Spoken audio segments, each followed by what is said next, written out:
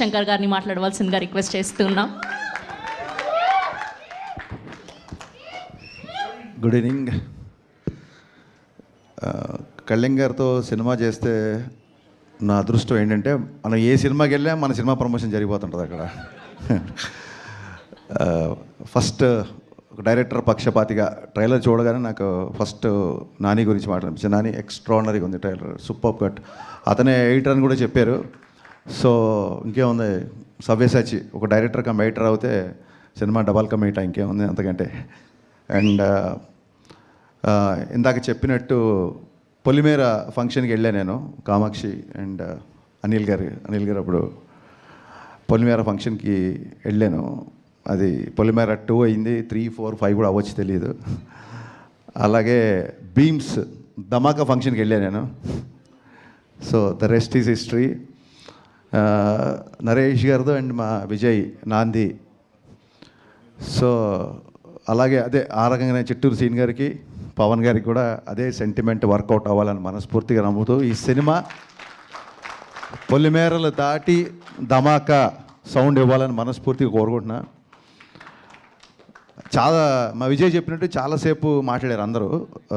Director గారు course first cinema emotion, ఆయన కామాక్షి గారు చాలాసేపు మాట్లాడారు, అలాగే మా డైరెక్టర్ గారు. నా ఆశ్చర్యం ఏంటంటే వీళ్ళందరూ కలిసి 2 గంటల సినిమా ఎలా తీశారని.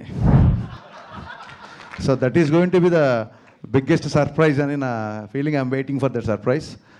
అండ్ రమేష్ రెడ్డి గారు ఎక్స్ట్రానరీగా ఉందండి మీ విజువల్స్, సూపర్. అండ్ మీరు చాలా ఫాస్ట్ అని చెప్పారు నరేష్ గారు. That is the need of an hour actually. So మీ ఇద్దరి గురించి మాట్లాడాలి, బట్ మీ ఇద్దరి గురించి అందరి గురించి మీరే మాట్లాడారు. మళ్ళీ మీ ఇద్దరి గురించి నేను మాట్లాడే వెంటనే హర్ష అండ్ జీవన్. చాలా టైం అయిపోయింది యాక్చువల్గా. చిట్టూరు సీన్ గారి గురించి చాలా మాట్లాడాలి నేను. మేబీ సక్సెస్ మీట్కి మళ్ళీ అప్పుడు ఆయన గురించి చెప్తాను నేను, చిట్టూరు సీన్ గారి గురించి డెఫినెట్గా. నరేష్ గారి గురించి ఖచ్చితంగా మాట్లాడాలి. నేను ఈవీ గారి సినిమాలు చూసిన తర్వాతే నేను సినిమా రైటర్ అవ్వాలనుకున్నాను. అక్కడి నుంచి నా జర్నీ స్టార్ట్ అయింది.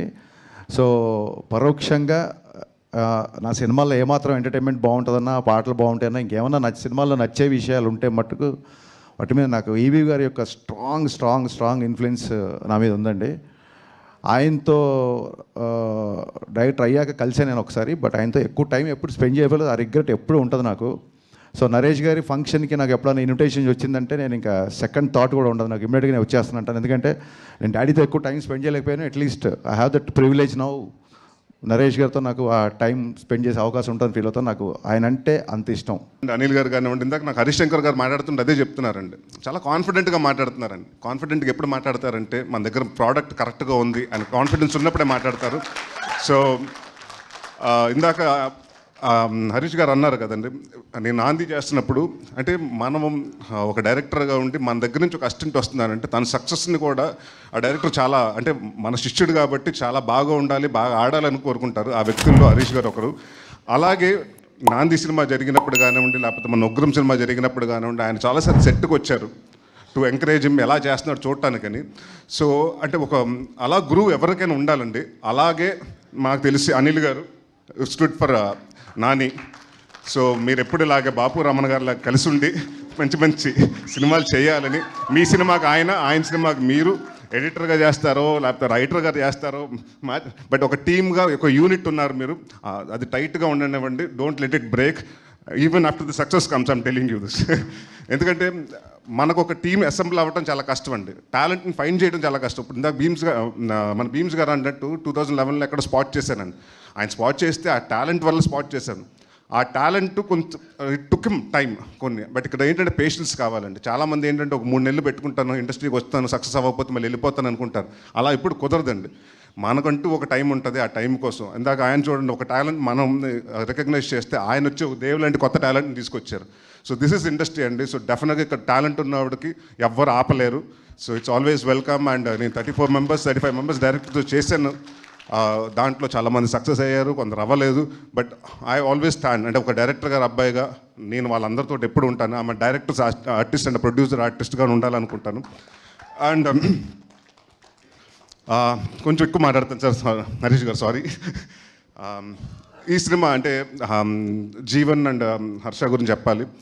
ఎందుకంటే మేము చేసి స్కెడ్యూల్స్లో వచ్చి ఆల్రెడీ వాళ్ళు వేరే సినిమా చేస్తున్నారు, డే అంతా వాళ్ళు అక్కడ చేసి నైట్ ఇక్కడికి వచ్చి చేసి అలాగ ఒక్కరోజు 2 రోజులు కాదు, దాదాపు 7-8 రోజులు చేశారు. సీను కానీ, జీవన్ గారు కానివ్వండి, హర్ష కానీ. సో ఎక్కడ విసుక్కోకుండా ఈవెన్ నైట్ 2 అయినా 3 అయినా 6 అయినా పొద్దున్న అలాగే ఓపిక్గా ఉండి మళ్ళీ నెక్స్ట్ డే మళ్ళీ రెడీ అయిపోయి ఇంకో షూటింగ్కి వెళ్ళాలి. సో అలాంటి అంటే అక్కడ మనకు ఆపర్చునిటీస్ వచ్చినప్పుడు ఒకేసారి వస్తుంటుందండి. ఆ ఆపర్చునిటీస్ వచ్చినప్పుడు కూడా ఎక్కడ మన కూల్ లూజ్ అవ్వకుండా ఐ థింక్ నేను అది నేర్చుకున్నాను హర్ష నీ దగ్గర నుంచి. అంటే టు బీ దాట్, అంటే నిద్రలాగపోయినా జనరల్గా చిరాకు వస్తుంటుంది, బట్ అక్కడెక్కడ ఇది అవ్వకుండా ఆ చిన్న కామెడీ చేసుకుంటూ అక్కడ ఉండి అట్మాస్ఫియర్ అంతా లిటప్ చేస్తుంటాడు. నువ్వు కానీ అంటే మనం గెటప్ సీన్ కానివ్వండి, లేకపోతే జీవన్ గారు కానివ్వండి. So very happy to work with you and will continue working with you Harsha. అలాగే రమేష్ గారు, మా